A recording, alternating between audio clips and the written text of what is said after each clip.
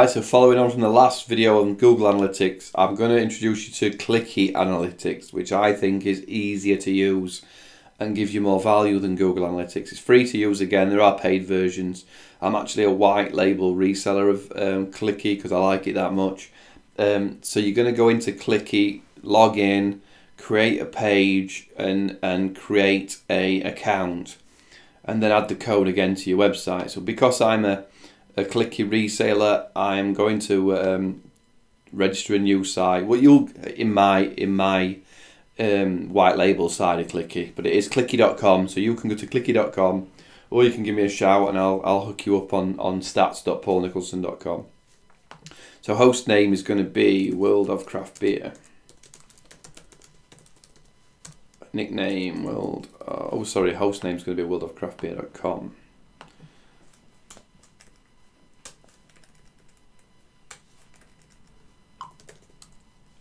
Nickname World of Craft Beer.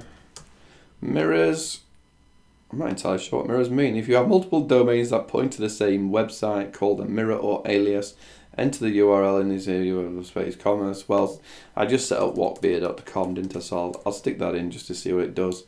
Language is obviously English, but I'll just leave it default. Time format, London. Site alignment is centered. Site width is, I think, 1024.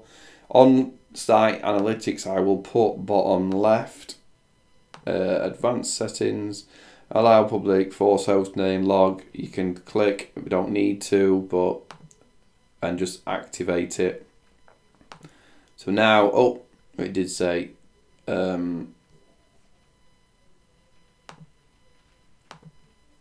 oops, it did say tracking code, right? So I'm after the tracking code. So I'm going to copy this, and again, I'm going to go to dashboard, in fact, theme options. I always forget that it says theme options there. Custom code, and underneath or above this Google Analytics code, I'm going to create a space and drop in my Clicky code. So that will put it in, and then you'll see this box on site 0, on page 0. That's pretty much so you know that it works. So if I go to with this one, it knows it's you when you're logged in on the same browser. So if I go to walkbeer.com, it's another good thing. I don't have to type in World of Craft Beer every time. It's going to come up there, and then if I go back to here and click spy, it should be pretty much live. It should see me on another browser.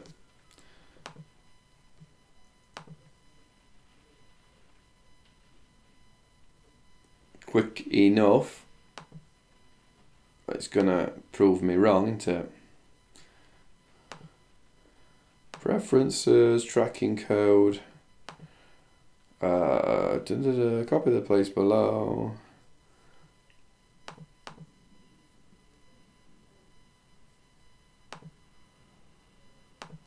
Usually it's pretty fast. I'm pretty sure I've got it right, but sometimes it just fools you to make you look a little stupid. There you go, so now it's working, just to make me click on something. So you can see Firebird. What I like about Clicky is, what I like about this is you can see where people come from. I can't really show you at the moment, but you can see, again, there'll be a part 2 of this where we'll tunnel into the data, but here it would say Google search, facebook.com, twitter.com, where they came from, and you can follow them around the website as they go and see what they're clicking on, what they're going next to, where they're leaving. You can create goals and places for them to hit targets. So if you want them to go to your sales page, you create a goal to get them there. But we're going to talk all about that in, I'm going to give it a couple of weeks for some data to go through, and then we're going to start working on how our website's working as far as people and traffic. But that is a quick intro to how to get Clicky stats on your website, which at this point is white label my stats. So cheers for watching. keep an eye out for part 2. Subscribe if you're not already on this playlist, and I will keep pushing how we're going to make a profitable website from start to finish.